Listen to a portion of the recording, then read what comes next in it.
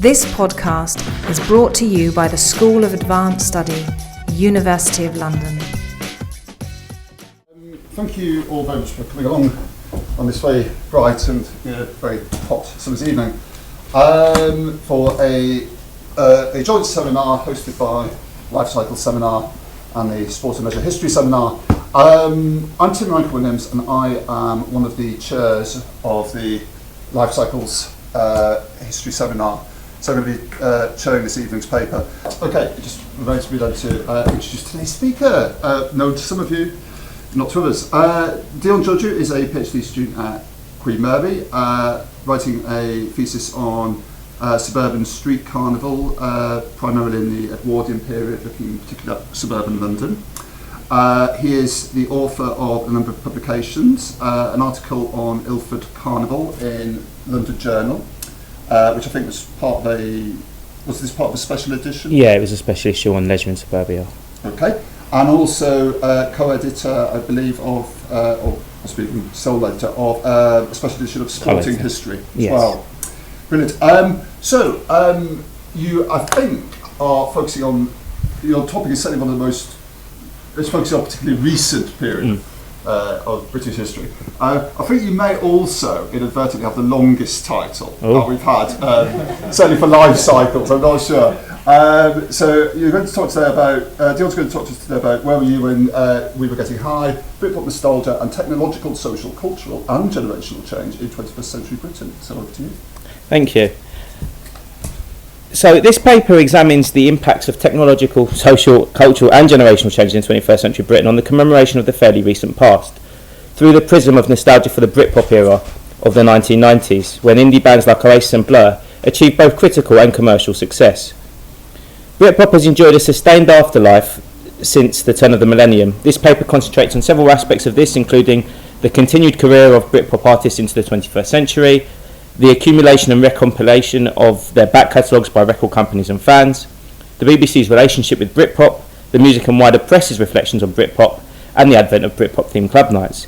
It subsequently considers commonalities in the forces underpinning historical narratives of Britpop, followed by the generational, national and class identities expressed within these narratives, and the resonances in a contemporary context. My interest in this topic was sparked, while on interruption from my PhD, by the BBC's commemoration in April 2014 of what it deemed to be Britpop's 20th anniversary, and simultaneously by extensive features on Britpop in the broadsheet press. I became increasingly aware of Britpop's revived ubiquity, which chimed with my own existing sense that 1990s nostalgia was becoming increasingly and overtly prevalent. This remains very much a work in progress, more work in progress than I would have liked it to be at this stage, but anyway, and there remains a large quantity of material for me to peruse. Yet I feel what I've examined thus far provides valuable insights into how Britpop specifically, and popular music more generally, is nostalgised and commemorated across contemporary cultural industries. I analyse these processes within the context of two particular changes. Firstly, the take-up and advancement of internet services since the 1990s, which has drastically altered the ways in which communities of interest are formed and interact, and how cultural products are made, distributed and consumed. Secondly, as Australian sociologist Harry Batterer has argued, transformations in the labour market and in attitudes have broken down traditional linear life cycles in Western society. Instead, youthfulness is marketed as a desirable set of consumer choices to a range of age groups, while stable, predictable careers that underpin post-war adulthood are, if not no longer existent, then certainly less common. Batterer's observations are worth bearing in mind when discussing who the primary audience for Britpop nostalgia is. In April 2014, YouGov polled 2,166 people about their attitudes to Britpop. In terms of age, the most enthusiastic respondents fell into the 25 to 39 category, with over half saying they like Britpop, nearly 1 in 5 that they really like, including nearly 1 in 5 who really liked it. Those aged between 40 and 59 were also relatively keen, with 2 out of 5 liking Britpop, although only 1 in 20 intensely. Among those aged 18 to 24, meanwhile, just over a third liked Britpop to some degree, but around half did not know whether they liked it or not. That enthusiasm for Britpop is strongest amongst those in their late 20s and 30s makes sense. They'd have been children or adolescents during the mid-1990s. While falling outside conventional categories of youth, their cultural tastes and economic circumstances also often jar with traditional ideas of adulthood. In terms of social class, Nearly 2 out of 5 ABC Ones, so to use the official terminology, said they like Britpop to some degree, compared to less than a third of C2DEs. By contrast, there was relatively little gender demarcation. Britpop enthusiasm was also strongest among Londoners and among Labour and Lib Dem voters. Given the relatively small sample size, I'm wary of reading too much into some of these findings, especially given the recent farrago during the general election. Yet, as I shall demonstrate, they correlate with audience demographics for media in which Britpop nostalgia is most prominent. In the early 1990s, the British music press were enthralled to grunge, a subgenre of American alternative rock typified by abrasive guitars, angry lyrics and yelled vocals. Some British music journalists, however, unable to identify with grunge sonically or thematically, instead began to champion unabashedly British bands under the increasingly ubiquitous sobriquet of Britpop. This term came to denote a wave of groups who, despite the differences, were connected by a tendency to follow a relatively orthodox guitar-based drum setup, by their creation of music that was unashamedly melodic and often downright anthemic, and heavily indebted to a classical British pop tradition including the Beatles, the Kinks, David Bowie, the Jam and the Smiths, by lyrics that strongly evoked ordinary British life, and by in many cases their gravitation, despite their geographically diverse backgrounds, towards London. Other successful contemporary British indie rock bands such as Radiohead, the Manic Street Preachers and The Verve have also at times been categorised as Britpop, although the mood of their music was often far more sombre than those that we would typically call Britpop. So too have some of the newer wave of bands that emerged towards the end of the 1990s, such as Catatonia, the Stereophonics, Travis, Embrace and the brilliantly named Gay Dad, whose music shared many of the characteristics identified above. The early torchbearers of Britpop were Suede, whose heavily anticipated debut album topped the charts in March 1993.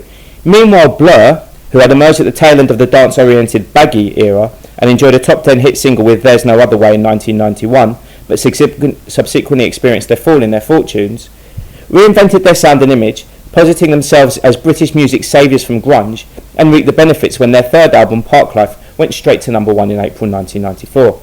That September, Oasis released their debut album, Definitely Maybe, which likewise went to number 1. Other Britpop acts releasing albums that year included Dodgy, Echo Belly, Shed 7 and These Animal Men. 1995 brought even greater commercial success. Britpop and Britpop-related acts Elastica, the Boo Radleys, Paul Weller, Supergrass, Black Grape, The Charlatans, Blur, Oasis and Pulp would all enjoy number 1's albums, as well as top 10 hit singles. Whereas Elastica and Supergrass were debutants, many of the other acts and their personnel were far from newcomers. The Boo Radleys and Charlatans had formed back in the late 1980s and were several albums into their career when they experimented with a more classic British pop sound, while Pulp had formed all the way back in 1978, experiencing fluctuating lineups and minimal success through the 1980s before finally rising to national prominence in the mid-90s. August 1995 also saw Blur and Oasis fight a bitter and highly publicised chart battle for number 1, with Blur's Country House triumphing over Oasis's Roll With It. Yeah, it was Oasis who had become Britain's most popular band. Their What's the Story Morning Glory album was the biggest selling of the 1990s, and in August 96 they played in front of over 300,000 people over 2 nights at Nebworth. 1996 also brought new successful albums for Britpop bands including Ash, The Blue Tones, Ocean Colour Scene, Sleeper and Suede, while major labels competed to sign up the latest emerging British groups. Britpop stars like Oasis's Gallagher Brothers, Blur's Damon Albarn, along with his then girlfriend Elastica's Justine Frischmann, and Pulp's Jarvis Cocker were by now fully fledged celebrities, and contributed to a wider sense of British cultural optimism that embraced success in other fields, as well as the rise of New Labour, whose leader Tony Blair sought to associate himself with popular Britpop acts, and with this culminated with Noel Gallagher attending a media party at 10 Downing Street shortly after Blair was elected Prime Minister. However, Britpop's heyday was by now drawing to an end. Blur's eponymous fifth album, released in February 1997, saw them ironically embracing a more American indie rock influenced sound. Oasis's third album, Be Here Now, was launched in August 1997 to initial critical acclaim, but subsequently sagging enthusiasm among record buyers and music writers alike. In March 1998, Pulp released This Is Hardcore, a much darker album recording from the fame and hedonism of Britpop's pomp. Many other bands were unable to maintain the sales they had initially enjoyed during the mid-90s, with subsequently dropped by their labels. Britpop endured a long, drawn-out dissolution during the late 90s and early 2000s. Pulp released their final album, We Love Life, in 2001, before going on hiatus in 2002. Suede did likewise in 2003 after their 2002 album A New Morning sold poorly and received lukewarm reviews. Long-running tensions within Blur led to the departure of their guitarist Graham Coxon while recording their album Think Tank in 2003. Following its release, the rest of the band also decided to take a long break from making music together. Other bands including Sleeper, Long Pigs, Gene, Cast, Dodgy, Shed 7 and Echo Belly all also called it a day during the period. Yet some Britpop acts stayed together and continued to record and perform. Oasis remained hugely commercially successful, despite continuing to divide the critics, until a final fallout between the Gallagher brothers saw them call it a day in 2009. Supergrass persisted until 2010, while Ash, the Blue Tones and Ocean Colour Scene remain together to this day. Many of Britpop's other leading figures also continued to make music after their band's breakups. Damon Albarn participated in a diverse range of musical projects and collaborations, including co-creating cartoon band The Gorillaz with graphic artist Jamie Hewlett, travelling to Mali to work with local musicians on the 2002 album Mali Music, and forming supergroup The Good, The Bad and The Queen with bassist Paul Simonon, guitarist Simon Tong and drummer Tony Allen. Albarn released his own debut solo album Everyday Robots in 2014. Suede's lead singer Brett Anderson participated in a high-profile collaboration, The Tears, with former Suede guitarist Bernard Butler, who had initially left the band in 1994. They released one album, Here Come the Tears, in 2005. Anderson would subsequently release 4 solo albums between 2007 and 2011. Jarvis Cocker also released solo albums in 2006 and 2009. The Oasis split, meanwhile, resulted in the establishment of 2 new bands. Liam Gallagher formed BDI with other Oasis members in 2009, releasing 2 albums before they themselves split in 2014. Noel Gallagher formed his own band, the Noel Gallagher's High Flying Birds, in 2011, subsequently enjoying 2 number-1 albums. Others who released solo albums following the breakup of their bands included Martin Carr from the Boo Radleys, Kevis Matthews from Catatonia, Graham Coxon, Gaz Coombs from Supergrass, and John Power from Cast. Moreover, from the mid-2000s onwards, many Britpop bands who had gone their separate ways got back together. Kula Shaker reformed in 2004, as did Marion in 2006. In 2007, Dodgy, James, Shed 7 and The Verve all reformed, although the latter would split up again in 2009. As did Blur in 2008, Cast and Suede in 2010, and Pulp and Space in 2011. In some cases, these reunions have to date been solely to tour and perform old material. Shed 7, for example, have gigged regularly since 2007 without recording any new songs, while Pulp have to date only performed 1 reunion tour. By contrast, James and Kula Shake have released 2 albums each since their reunions, while Blur, Cast, Dodgy, Space and The Verve have all released 1. Yet even those bands who have regularly released new material have also shown the inclination to revisit past glories. In 2011, Ash marked the 10th anniversary of their release of their 2001 album, Free All Angels, by performing a series of gigs in which they played it through from start to finish. Similarly, the Manic Street Preachers, whose iconoclasm and nihilism ostensibly set them aside from many of their classicist, optimistic contemporaries in the 1990s, have recently completed a 20th anniversary tour of their 1994 album, The Holy Bible. Such deliberate revivalism retreads paths already taken by older acts, such as former Beach Boy Brian Wilson and Lou Reed. Yet revisiting the past is often a more generally intrinsic and less overtly retrospective part of performing live, particularly for acts with sizable back catalogues and several popular hits behind them, as was the case for many Britpop artists gigging into the 21st century. In these cases, there is tension between the commercial imperative to promote their latest material and the creative imperative to explore their latest musical directions on stage, and an alternative commercial imperative to meet fans' expectations and play old established favourites. The case of Oasis provides a particularly useful paradigm.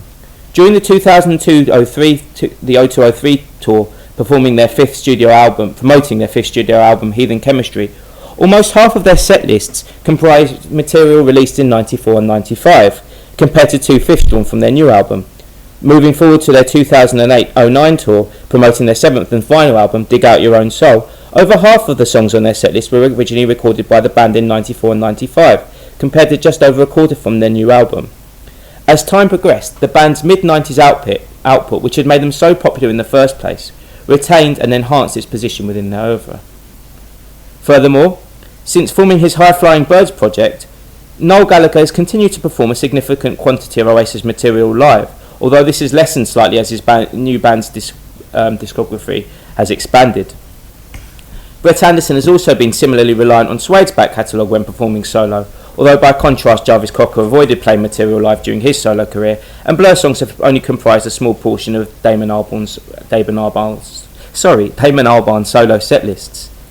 This in turn reflects broader variations in the way Britpop artists have engaged with their 1990s pasts, choosing to differing extents and at differing times to engage with it or ignore it in favour of ploughing new furrows.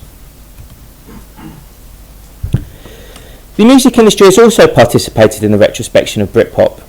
Originally, this usually involved compiling non-album tracks, as in the case of Suede's 1997 B-sides collection Sci-Fi Lullabies, or reissuing or compiling material released by a band before they had achieved more mainstream success, as when Pulp's former label Fire reissued the band's first 3 albums in 93 and 94, as well as subsequent compilations.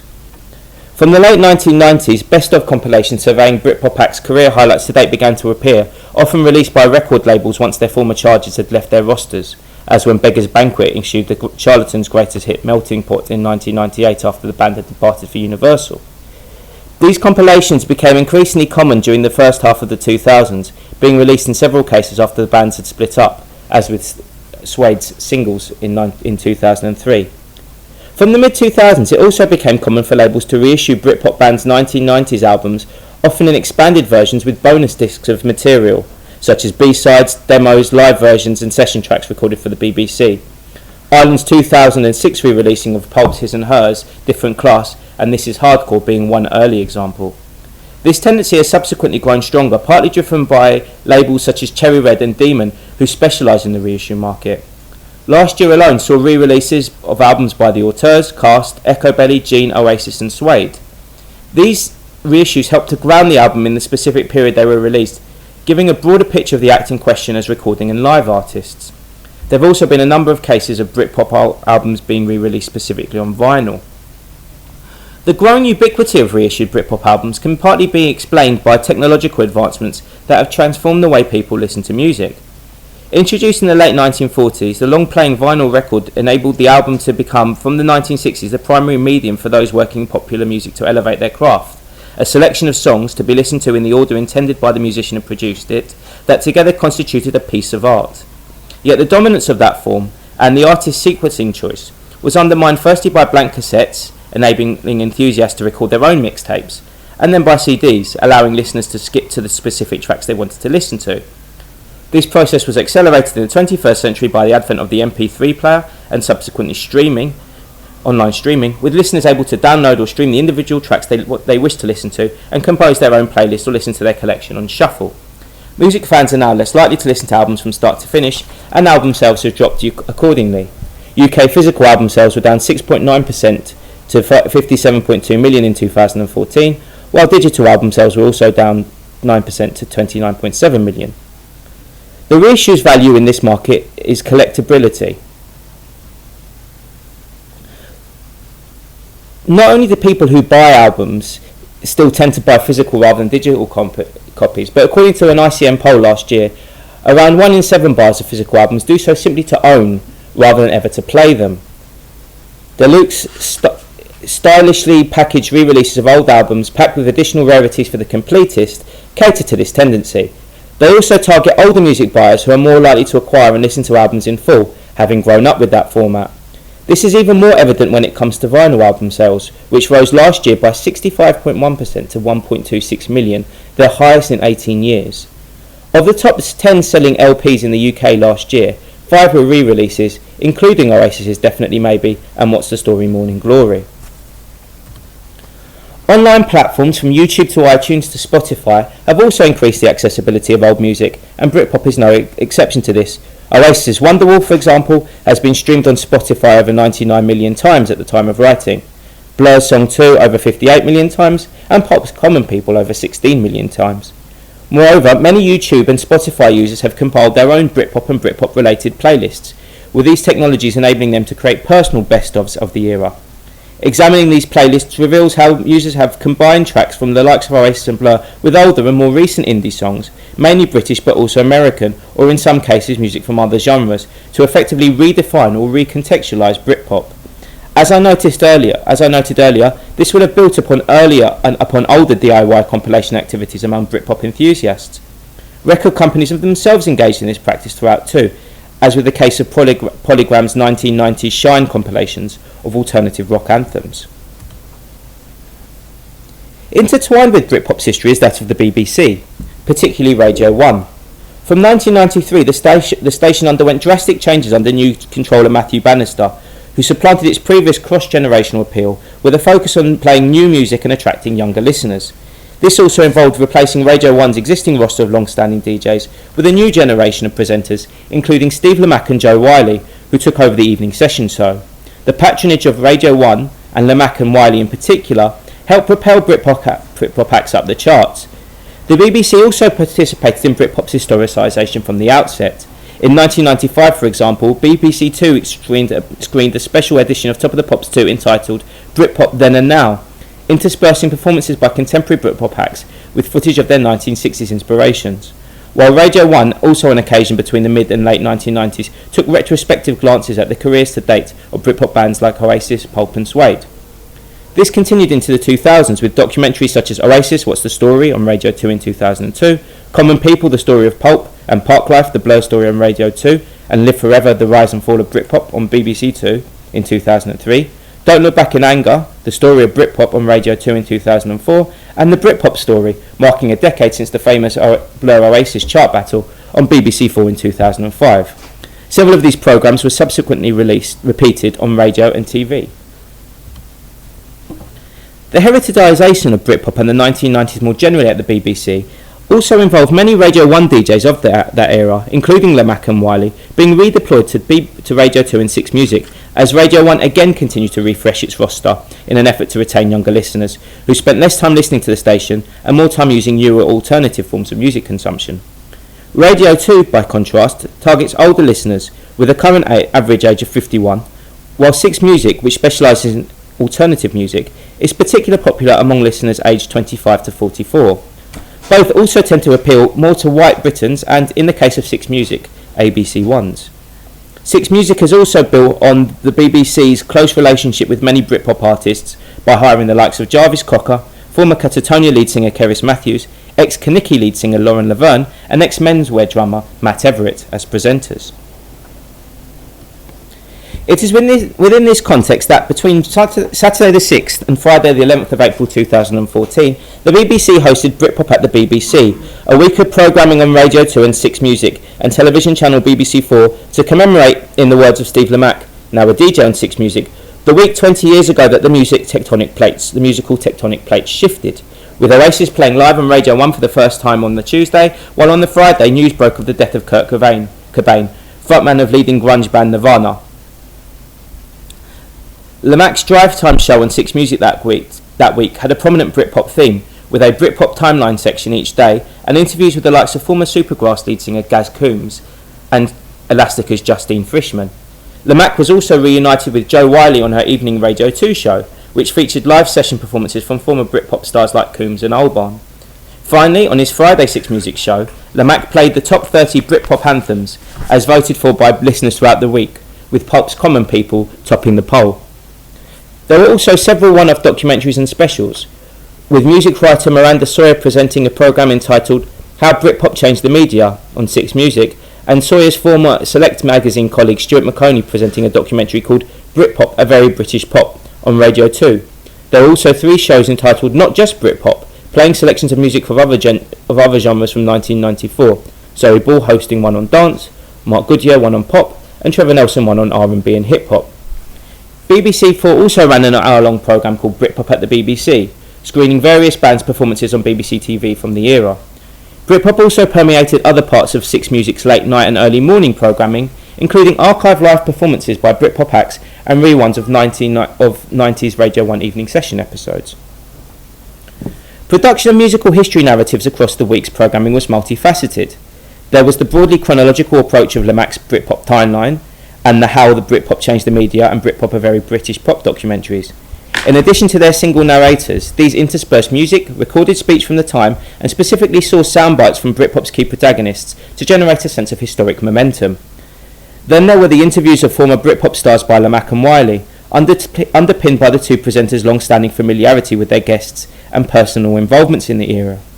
Playlists, such as the rundown of the greatest Britpop anthems on Lamack's Friday show, distilled the era into musical highlights with their own internal ideologies. The BBC's vast sound archive was also used to reanimate the past. Listeners took to social media in response to Britpop-themed programming, engaging in online discourse with the broadcaster about the music of the period and its merits.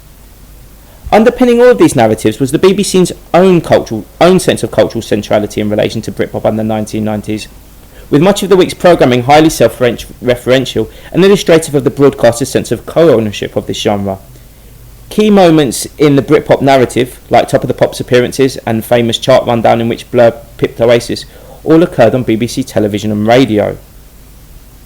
Such institutional nostalgia arguably stems from the BBC's slightly more marginal position today, when the web allows music makers and audiences to find each other on a global scale. File sharing, illegal downloading and streaming renders national institutions like the Radio 1 chart countdown less meaningful, and young people listen less to the radio anyway. Music writers for the specialist press and for newspapers and news websites have also frequently revisited Britpop in recent years, partly in response to the growing numbers of acts reuniting and the general ubiquity of former Britpop artists still performing. With print sales falling, the NME underwent a rebranding in 2008 and sought to cover more old as well as new music to appeal to an older readership who had perhaps read the magazine as youngsters. In the wake of this, the magazine has featured Oasis and subsequently the individual Gallagher brothers, Damon, Albarn and Blur, and Pulp on its cover. In August 2014, it carried a special feature marking the 20th anniversary of the release of Oasis's Definitely Maybe, comprising an article on the album's recording, include new interviews and unseen photos of the band, historic quotes by and on Liam Gallagher, and a reproduction of Noel Gallagher's track-by-track guide to the album from Melody Maker. That same year, the magazine published a special collector's edition compiling archive NME coverage of the band from 1993 to 1996. Q magazine, meanwhile, published a feature on the making of Oasis's What's the Story Morning Glory in October 2014 to mark the re-release of the album. Throughout 2014 and so far in 2015, there has also been a flurry of newspaper articles revisiting Britpop, in many instances marking the 20th anniversaries of key milestones, but also prompted by new release. Noel Gallagher, for example, has been a ubiquitous interviewee while promoting his latest High Flying Birds album. The Guardian has been especially prolific in publishing pieces on Britpop. Unsurprisingly, according to YouGov, buyers of the newspaper are disproportionately likely to be in the 25 to 39 age category, live in London, and be in ABC One occupations, thereby correlating with the demographic characteristics of the typical Britpop fan. Moreover, The Guardian's success in appealing to readers in their late 20s and 30s is vital to its relatively high online reach, as it seeks to retain its relevance in a period of declining print newspaper readership. Many writers of Britpop articles in 2010s are people now in their 40s and 50s who made their names as music journalists in the 1990s, like Stuart McConey, John Harris and Alex Petridis, who have left the dwindling music press to write for more mainstream publications, appealing to the same readers they would have 20 years ago. Yet space has also opened up in these publications for younger voices, like Independent Daily Deputy Arts Editor Alice Jones and Observer Commissioning Editor Eva Wiseman, both teenagers during Britpop Zenith, to also participate in retelling the story of the era to their age peers. Moreover, comment functions allow online readers of these articles to engage discursively and critically with writers' interpretations of events. Some choose to celebrate Britpop, others denigrate it, and others dismiss the categorisation for various reasons. Over the past decade, Britpop has also been increasingly integrated into playlists of club nights explicitly revivalist in their musical offering. This has occurred in other British towns and cities, but I've chosen to focus today on London partly because that's where I'm based, and partly because the scale of the city and its nighttime economy means it offers a wide array of examples for analysis. Feeling Gloomy, for example, was held every Saturday night at the Academy in Islington, North London, between 2006 and 2012, subsequently relocating to the Phoenix on Cavendish Square in the West End. Its organisers define its music policy as playing songs that have sad lyrics but still make you get up and shake it about. Citing in its example of acts, it plays a number of Britpop bands alongside a wider array of music including 1980s, 90s and 2000s indie, 60s pop, punk rock and new wave, and classic soul. Down the years, Feeling Gloomy has held themed nights dedicated to Britpop in general, as well as more specifically Pulp, Suede and Blur, while Jarvis Cocker and Suede's Brett Anderson have both DJ'd there on individual occasions. Succeeding Feeling Gloomy at the Academy was Old School Indie, taking place at the Academy on Saturday night since 2012. Its music policy is all about indie and the roots of indie as we know it now. It's just good old-fashioned fun, dancing to old and new indie tunes, some rock and roll, soul, synth pop and a few other special events thrown in for good measure. Again, Britpop is very much part of this package, and its organisers have in 2014 and 2015 held several themed nights celebrating 20th anniversaries of landmark Britpop albums such as Pulp's His and Hers, Blur's Park Life, Suede's Dogman Star and Elastica's Elastica. These are just two examples of a number of recent and existing London club nights that include Britpop as a prominent part of their music selection, with others including Scared to Dance at the Moustache Bar in Hackney, East London, Cool Britannia at the Fiddler's Elbow in Camden, North London, and Roll With It, later Bowl With It, at Bloomsbury Bowling Lanes in central London, just round the corner from here. This Feeling, the popular club night series organised at venues around the country by radio station XFM, also held a Britpop special in August 2014 at Queen of Hoxton in Hackney to mark 20 years since the birth of Britpop. London has also since 2009 been home to a dedicated Britpop club, Nuisance, which began life at the Camden Head in Camden before following a short stint at Surrey in King's Cross, ending up at Buffalo Bar in Islington in 2013. This ended when Buffalo Bar closed at the end of last year, but its organisers established a new monthly club night, Star-Shaped, across the road at the garage at the start of this year. Nuisance featured DJ sets including almost entirely of Britpop and Britpop related music from the 1990s, and has also boasted guest DJ slots by former Britpop stars. The events I've analysed have been located almost uniformly within inner London districts north of the Thames. The venues hosting them reflect broader long-term gentrification within the capital and the accompanying transformation of its leisure economy. Many club nights I mentioned are or were held in basements of long-standing pubs overhauled to appeal to a more middle-class clientele. Others have been located at venues built as part of broader regeneration projects. The Academy in Islington, for example, was opened in 2003 as part of the wider N1 Centre, now Angel Central Shopping Centre development, also comprising shops, restaurants and a cinema. The club nights themselves are put on by individual promoters, and while they can become long-standing institutions associated with a particular place, as in the case of Feeling Gloomy's 6-year stint at the Academy, others are highly mobile, such as this Feeling, which takes place at venues across the country. The case of Nuisance Star-Shaped, meanwhile, is illustrative of difficulties facing organisers seeking to establish a permanent base within a nighttime economy marked by rapid changes in venue ownership and usage, but also of the resilience of club nights with a loyal core of aficionados. This is facilitated by the size and concentration of London's population, which makes it viable to target relatively niche musical taste groups. Judging from my own visits to venues as well as perusals of photo galleries on club nights and venue websites, these club nights clientele appear overwhelmingly white, middle class, and age roughly from their late 20s to their early 40s. There seemed a fairly even gender split with notable prominence of mixed sex groups and couples. Non-white clubbers tended to attend mostly with white friends. In London, where it can be harder for young people to buy homes and start families, it is this demographic of people in their late 20s and 30s who have spare time and money to spend on going out more at weekends. Moreover, with 18 to 24-year-olds now less likely to drink than 25 to 44-year-olds, and ethnic minority Londoners apparently also being relatively less likely to drink, many venues and club promoters appear to have identified white 30-somethings as a potential core customer base. The reliability of this group as an audience is also, I shouldn't be there, but as I'll show, it's also visible across other music-related sectors. The 5 case studies I've discussed highlight commonalities in the 5 case studies of different cultural industries I've discussed, highlight commonalities in the manner in which Britpop has been commemorated. On one level, the process is driven by the survival of remnants from the era into the 21st century. Britpop artists and their chroniclers in the media maintain a presence in contemporary cultural industries. Cultural industry institutions and private individuals retain their output, music, writings, photographs, interviews, for posterity, and those enthused by Britpop in the 1990s remain consumers to this day, as well as in some cases finding employment in cultural industries themselves. Building upon these accruals of memories and mementos are more deliberate moments of recollection.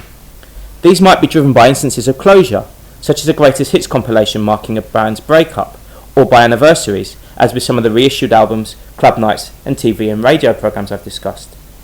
It is at these points that the 1990s and its music are demarcated no longer as part of the present, but as a separate historic period. Underpinning this process are development and dissemination of new technologies, which in turn facilitate cultural industries' expansion and diversification. For example, the advent of digital radio in the early 2000s created space for the BBC to launch Six Music as an alternative music station. The need to fill this space with content that is both distinctive and cost-effective drives the staging of commemorative media events like Britpop at the BBC, and encourages institutions to recycle old material for them. Moreover, with the emergence of a new digitally native generation of consumers less attached to traditional cultural products, the importance of a slightly older generation born roughly between the mid-70s and mid-80s becomes even more important to traditional cultural industries. As a result, some youth cultural products like the Enemy or certain nightclubs have matured with their audience, while institutions with a more cross-generational offering, like the BBC, The Guardian, record companies, specifically tailor part of their output to reach this segment of the market. This has in turn driven continued employment for the 40 and 50-something musicians, writers and presenters who tailored to this generation in the first instance. Yet the balance of power between these consumers on the one hand and the cultural industries and their employers on the other hand has shifted, with digitisation and the internet rendering the remnants of the 1990s more widely, easily and cheaply accessible, while consumers' capacity to challenge and reshape narratives of the era is heightened to an extent through streaming services enabling them to compile their own playlists, comment sections permitting them to visibly state their disagreement with articles, or social media letting them publicly comment on the shows they watch and listen to. One of the primary objectives of the cultural products discussed heretofore was identifying and demarcating the Britpop era, a time period running roughly from 93 to 97, with its own historically particular characteristics. Within these timeframes, individual occasions might be selected partly for narrative convenience as emblematic points in time within that broader era, as with the BBC identifying the week Cobain died and Oasis played live on Radio 1 for the first time as a turning point, or more commonly, centering narratives on the Oasis Blur chart battle. Alongside these are narratives centred on particular Britpop artists with their own particular chronologies, or even particular albums, for example, expanded reissues or some articles. The grander narratives of the 1990s pushed through the commemoration of Britpop tend to event generational differences. On the one hand, there are the stories that tend to be told by those who I mentioned now in their 40s and 50s who had a hand in establishing Britpop's dominant mythology at the time, like John Harris, Stuart Maconie and Miranda Sawyer. These, while often celebrating personal involvement in Britpop, strive for a slightly detached authoritativeness and take a top-down view centred on major personalities. Contributing to these narratives are often the artists themselves as interviewees. By contrast, those who grew up in the mid-1990s tend to offer a different perspective. While their narratives might also hinge on stereotypical major events, theirs tend to be histories from below, sometimes personal ones. Writing for Metro in April 2014, Dan Wilson listed 9 things the kids of today will never understand about Britpop. Wilson, who was 16 in 1994, focused on the technologies of the era, like home telephones, cassette tapes, and the resulting experience of an adolescence predating the advent of mobiles, the internet and social media. He also talked about other dominant cultural trends of the time, such as smoking, drinking, wearing sports clothing. That same month, Eva Wiseman and Alice Jones wrote articles about their reminiscences from the time, which, while referencing many of the typical motifs, did so as a gateway to their typical motifs of Britpop, did so as a gateway to their own youth and personal anecdotes. Many of the comments on Twitter during BBC4's Britpop at the BBC programme did likewise, as one viewer tweeted, "Maybe, just maybe, it's not the music we're watching this for, but to trying to grab a slice of youth back for one night." For these 30-somethings, Britpop in the 1990s is about generational identity and negotiating the ageing process. Nostalgia is immersive. Britpop club nights, for example, enable revellers to engage in mental and emotional time travel, playing songs that reconnect with their past memories of hearing them. Yet while the distinction between past and present is blurred, it is ultimately reconstituted. The desire to return is aroused but never sated. The music stops, the club shuts, the club has stumbled back out into the 21st century. Re-engagement with the past is framed by and in comparison with present-day personal recollections, with present-day personal relations and realities. As one tweet during Britpop on the BBC put it, "No on the screen, baby bouncer at the ready, life then and now." More top-down narratives, meanwhile, treated Britpop as synonymous with the nation, and the 1990s as a period of national ascendancy. At the start of the documentary Britpop, A Very British Pop, Stuart Maconie highlighted the contrast between the NME's heavy criticism of Morrissey in 1992 for brandishing a Union Jack on stage, and the mid-90s ubiquity of the flag, from Noel Gallagher's guitar to the famous dress worn by Spice Girl Jerry Halliwell at the 1997 Brit Awards. Maconie, as he noted on the show, had himself played a part in this cultural shift when working for music magazine Select, running an issue of the magazine in April 93, championing a new crop of homegrown bands and featuring Suede lead singer Brett Anderson against the Union Jack background on its front cover. One dimension of Britpop's Britishness the likes of Maconie deemed unproblematic to celebrate, both now and then, was its supposed anti-Americanism. The rejection of grunge as irrelevant to Britpop, to British life, was a foundational myth of Britpop for bands and journalists alike. It remains central to the narrative espoused by many reflecting on Britpop 2 decades later, to the extent Cobain's death helped determine the timing of the BBC's 20th anniversary coverage. Many commentators were equally stridently hostile to grunge in the reminiscences. Maconie reiterated in the Daily Mirror that he simply couldn't relate to the stuff. While speaking on Miranda Sawyer's How Britpop Changed the Media, former Select editor Andrew Harrison called it the worst kind of music if you're a British music fan.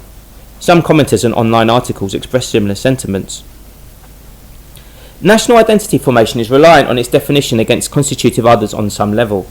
Post-Second World War, Britain's growing minority communities came to offer such an outgroup, especially to the far right, making explicit celebrations of British symbols and culture awkward for patriotic but socially liberal music writers. To them, white America, as embodied by grunge, offered a far more acceptable other, as it removed any stigma of racial tension and allowed Britain to be reimagined as underdog fighting cultural imperialism. This is even more so the case today, with the far right now draping itself in the symbols of Englishness rather than Britishness, UKIP channeling an insular anti-immigration, anti-European Englishness, in all but name, and the Union threatened by the continuing future prospect of Scottish independence, whereas Britishness appeals to liberals as a pluralist amalgamation of 4 nations and multiple minority cultures. A further important component of Britpop's appeal is as a vessel for nostalgia about the mid-1990s Britain more generally. Both Maconie and Sawyer's programmes placed it within the broader context of Cool Britannia, the term coined at the time to capture a spirit of national optimism aided by rapid economic growth, British achievement in other cultural fields like film and art, excitement over England hosting the 1996 European Football Championships, and the increasingly inevitable return to power of Labour after 18 years in their position.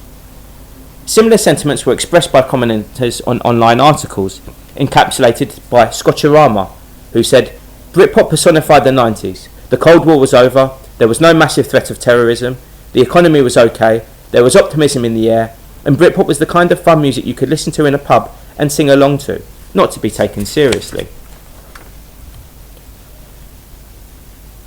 Maconie remarked on Britpop's coinciding with Euro 96 that football fever, much like the Britpop bands caught up in it, rotated around being a white English male, a telling but undeveloped admission of the limitations to Britpop's claims to national representativeness.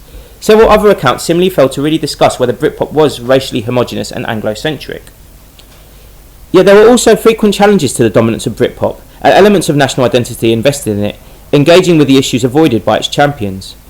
Among the BBC's programming, the Not Just Britpop programmes on dance and R&B and hip-hop offered the reminder of the racial and national diversity of the music listened to in 1990s Britain, the roots of these cultural forms lying firmly in black America.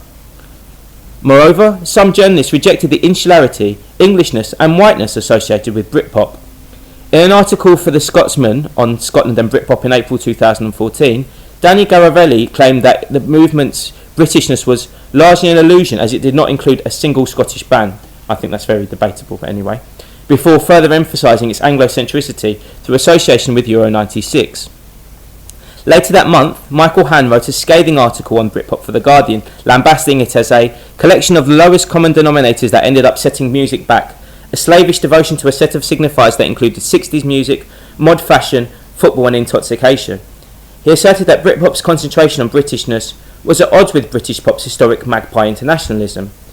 Everything that made inspirations such as the Kinks or the Beatles interesting, their borrowings from black culture, filtered through suburban English eyes, or their wide-eyed sense of exploration, was left undigestive. Hand's article drew over 1,500 comments. Some echoed his sentiments, voicing aversion to Britpop and expressing affection instead for other 1990s music forms carrying connotations of internationalism and multiracialism, such as jungle. Other commenters accused Han of class and racial prejudice, with one claiming it was typical of Guardian writers that they typically lay into bands that engage and enthuse the young white working classes en masse. They would not dare utter anything other than right on quinoa-laden praise on any group of musicians that was acclaimed by any other ethnic or class group. Some Britpop artists were meanwhile at pains to distance themselves from its perceived parochialism. In interviews for The Guardian, Nigel Clark of Dodgy described his group as a displaced American band, while Mark Morris of the Blue Tones similarly insisted that we were a bit more transatlantic than the Fred Perry and Adidas Brigade. In an interview for The Observer to mark the launch of his solo album, Damon Albarn emphasised the impact his childhood in multicultural 1970s London had on him, contrasting this with the extremely Anglo-Saxon grey conservative world of Oldham in Essex that he would later move to with his family. Albarn, racialising the geography of his youth, should be understood in the context of his musical output post-Blur, which has seen him dabble in hip-hop and world music and revived awareness in English. It should also be seen within the context of revived awareness in England of a metropolitan-rural split in attitudes to race, immigration and globalisation. Meanwhile, on Britpop, a very British pop, Suede lead singer Brett Anderson explained his discomfort with the famous Select cover on which he appeared, both in terms of his dislike of running with packs and unease with the Union Jack's connotations. His recollections on the same show about Suede's confrontational appearance at the 1993 Brit Awards posited the band in opposition to a mainstream defined in national and racial terms, describing the ceremony as consisting of old white businessmen in suits clapping Annie Lennox for 2 hours. Anderson's words contrasted with the celebratory tone of Stuart Maconie's narration, highlighting ongoing tensions over meanings of Britpop and Britishness. Class and politics is another central dimension of 21st century narratives of Britpop. Many Britpop artists were from relatively humble backgrounds and/or of a left-wing bent.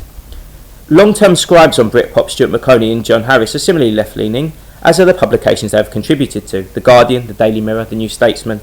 It is unsurprising then that the story of Britpop has so often been told through the prism of its relationship with New Labour. For many leftists, the New Labour story is one of hype, disillusionment and betrayal, of a party that wasted a landslide electoral victory and 13 years in government by failing to meaningfully reform the economy, trying to outflank the Conservatives on issues such as welfare and crime, and supporting the US in invading Iraq in 2003. Even as Noel and Tony were shaking hands in Number 10, other Britpop artists were distancing themselves from New Labour. Having reportedly shunned the opportunity to campaign for the party before the 1997 election, Jarvis Cocker wrote Cocaine Socialism, released as part of a double A-side the following year, which attacked New Labour's courting of rock stars. In 1999, Gene released As Good As It Gets, a single bemoaning New Labour's betrayal of socialism. And in 2003, Damon Albarn, who unlike Noel Gallagher had turned down Blair's invitation to Downing Street, became an outspoken critic of the war in Iraq. Given this souring of New Labour's relationship with Britpop, and the continuing contestation of Blair's legacy, it is striking that in the 2000s, the Britpop era is being revisited as a high watermark for working class cultural achievement and an era of political optimism. Two developments help explain this tendency. The first is a concern social mobility is declining and the world of popular music becoming a closed shop. In 2010, a report by The Word magazine claimed the majority of artists in the top 40 were either privately educated or attended leading stage schools. In the lead up to this year's general election, the topic reared its head when Shadow Arts Minister Chris Bryant warned music was overly dominated by the likes of old Harrovian James Blunt, with Blunt reporting that Bryant was a classist gimp. The second connected factor is the return of the Conservatives to government since 2010 to pursue a programme of spending retrenchment, and Labour's failings in opposition culminating in a second electoral defeat this year. In the wake of the Bryant-Blunt spat, Stuart Maconie wrote a lengthy article for the New Statesman warning that the music world was becoming the playground of the privileged, as less generous further and higher education and welfare provision priced the working classes out of the arts. Fittingly, the company was accompanied by a photo of Jarvis Cocker, a poster boy for a more egalitarian yesterday.